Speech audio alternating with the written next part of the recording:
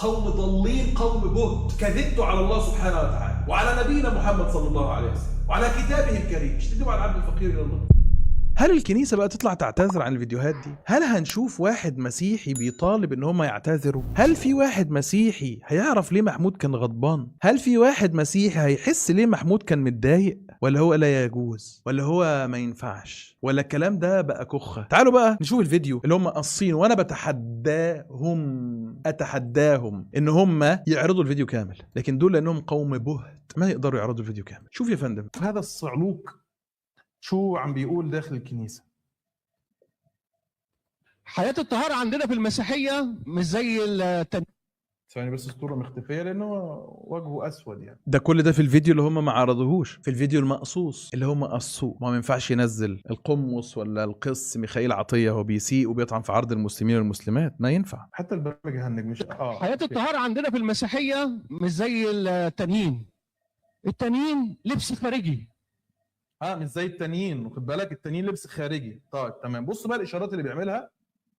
لما اقول التانيين لطوها مش عايز افسر، لبس خارجي.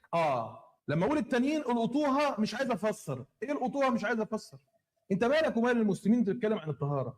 انت راجل نجس. ده ابتداء يعني ده هم بقى واخدين من هنا اللي فات ده، لا ما يلزمناش يا جماعة، لا عادي، انت كاهن اشتم يا باشا في الاسلام واطعن في الاسلام والمسلمين، لكن محمود ان هو يتضايق لا لا لا لا، اقطع الحتة دي مش عجباني، لا مش حلوة خالص، مش حلوة، لا لا. ايوه ابدأ لي من هنا، ابدأ لي من الحتة دي على سن محمود كده. صباح الخير يا جماعة، يلا اما نتجنن على الناس. ايه ده ايه الهطل ده؟ لان انتوا قوم بهت، انتوا قوم بهت، قوم ضالين، قوم بهت، كذبتوا على الله سبحانه وتعالى وعلى نبينا محمد صلى الله عليه وسلم وعلى كتابه الكريم. مش تكذبوا على العبد الفقير الى الله. انتوا ديدنكم كده، يا ريت تستحوا، استحوا على دمكم، استحي على دمك. سويرس كل واحد مسيحي نشر على ده، استحي على دمك لما انت تشوف واحد بيسيء لديني وبيطعن في عرض المسلمين والمسلمات وشايفني انا متضايق، فانت مش عاجبك. ازاي تتضايق يا ولد؟ ازاي تقول كده؟ طب ما انت ايه اللي وصلني لكده اصلا؟ ايه اللي وصلني للمرحله دي؟ غاوي انا كده يعني، كيفي كده. نكمل. بلاش كده بربع جنيه كده ب 30 من غير ربع ببريزه. انت راجل نجس. ايه علاقه التانيين وانت قاعد بتكلم مسيحيات ومسيحيين قاعدين قدامك؟ ليه تلقح وتقول التانيين؟ ولما اقول التانيين انتوا عارفين مش لازم افسر. والمره اللي فاتت بتسخر من اسماء الله الحسنى وتقول اسماء طبعا الفيديو احنا شفناه اهو، ويشغلوا تاني اهو. نروح ليه بعيد اهو يا فندم، يسخر من دينك واسماء عارفين اسماء بلاش عشان لو حد يكون مسجل علينا حاجه. بلاش احسن يكون حد بيسجل. عارفين اسماء المنتقم المذل الجبار. بلاش محمود، انت متعصب يا اخي. انا فاكرك دمك بارد زي التمساح يا عم، فاكرك دمك متلج يا عم. متعصب ليه؟ تتضايق ليه؟ تنفعل ليه؟ ما تهدى يا محمود، عادي يا باشا. لما يسب دينك سب معايا. يلا محمود، يلا سب يلا سب معايا محمود، اتفضل، ما يضرش يعني. تعال نرجع نكمل الفيديو المقصوص اللي ده طبعا ما عرضوه، ما يقدروش يعرضوه، ما ينفع يتعرض. تعالوا نكمل. ايه بفمك المليان نجاسه ده بتلقح وبترمي كلام على المسلمين؟ فين توادرس من الكلام ده؟ طبعا اللي هو لما يشوف فين توادرس من الكلام ده، لا يا جماعه احنا ازاي يا جماعه ان انت تقول كده وتتكلم عن البابا توادرس هو فين، وتحاول تقلل منه او تصغر منه وهو راضي عن هذا السب اللي بيحصل لنبيك يا محمود. هي بسب نبيك، سب الهك. هي حبيبي، ما تتعصبش يا محمود، خليك هادي يا حبيبي. الجحش ده بنص كتابه، لان كتابه بيقول لك اما الرجل ففارغ عن لحظه بس. غير على دينه يقاطع هؤلاء. ايوه نقف هنا عند الحته دي شويه. اسمعوا كده يا جماعه اللفظ اللي انا قلته. الكلام ده كنيسه توادرس بتسيء للاسلام. كل مسلم دلوقتي بيسمعني غير على دينه يقاطع هؤلاء. يقاطع هؤلاء. خد بالك انا هقول الجمله دي مرتين، يقاطع هؤلاء، واقول لك هؤلاء اللي بيسبوا في دينك ليل ونهار في الكنيسه. فالمعني يا زميلي المسيحي الكنيسه، لكن انت الزبون بتاع الكنيسه، فمش انت المعني. لان انت كمسيحي انت ما بتسبش في الكنيسه، والله اعلى واعلم يعني. انتوا كعوام ما بتسبوش، اربابكم في الكنيسه هم اللي بيسبوا، بس انت الزبون بتاعه، انت بقى اللي بتصرف عليه. لو انت معترض قول له لو سمحت ما تجيبش سيره الدين الاخر، فمش انت المعني بده. دي حاجه. الحاجه رقم 2 يا زميل مسيحي، ما لفتش نظرك لحاجه، ان هم ثاروا وغضبوا لما الموضوع جه. انا بقول لك هؤلاء الكهنه اللي بيسبوا الاسلام دول، ان الموضوع لما جه على اكل عيشهم زعلوا واتضايقوا، خافوا ان انت ممكن تفوق مثلا، خافوا ان هو فعلا ممكن يتاثروا، اكل عيشهم يتاثر. فالموضوع بالنسبه لهم ماما يا باشا سبوبه، ناكل الاول بس. انا هنا اغضب اثور ليه؟ في فلوس مش لا اكل ازاي؟ لا احنا كده نتضايق. طب الحق والباطل، الدين، اي حاجه.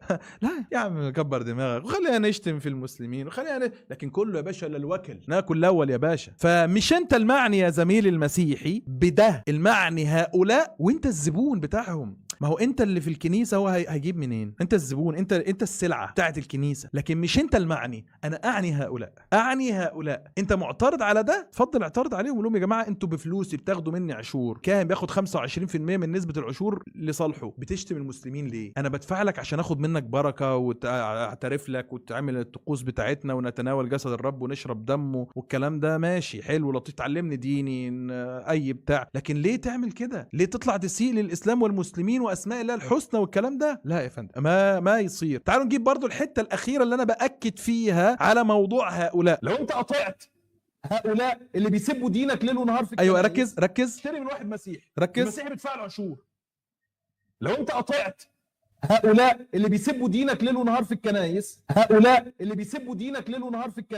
يبقى الكلام عن مين يا زميلي المسيحي؟ كلام عن اربابك في الكنيسه اللي هم بيسبوا، وده الكلام انا قلته صراحه، مش اجتهاد مني، مش تفسير مني، مش تبرير مني، لا ده لساني انا اللي قايل كده لفظا. هؤلاء اللي بيسبوا الاسلام ليل ونهار في الكنائس، ده اتقال صراحه مني، مش اجتهاد مني. انت عايز واحد بقى بيسب ديني ويقول لك لا روح يا فندم ادعمه مثلا، شوف تاني اهو، وده اتقطع، ده مقصوص برضو.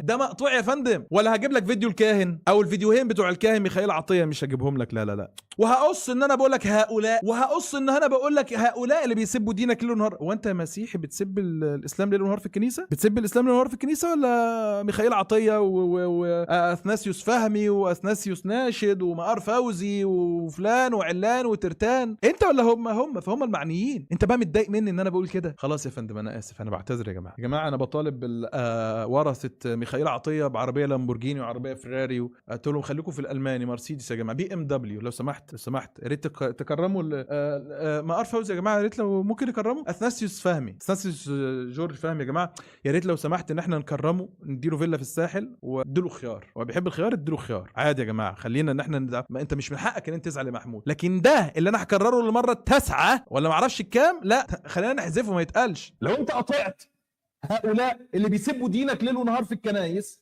مش هيلاقوا ياكلوا. لا زي تقول كده محمود اللي بيسبوا، لا اكلهم محمود، قول لهم اعزموهم على كفته يا جماعه، روحوا اعزموهم على كفته عشان يعرفوا يسبوا الاسلام كويس. ده في الفيديو يا شباب برضه. بص ويكرهوا الناس في الاسلام والمسلمين اسمع يا فندم عن طريق السب. ما بقولكش عامله وحش، ما بقول لك عامله وحش. ويكرهوا الناس في الاسلام والمسلمين عن طريق السب.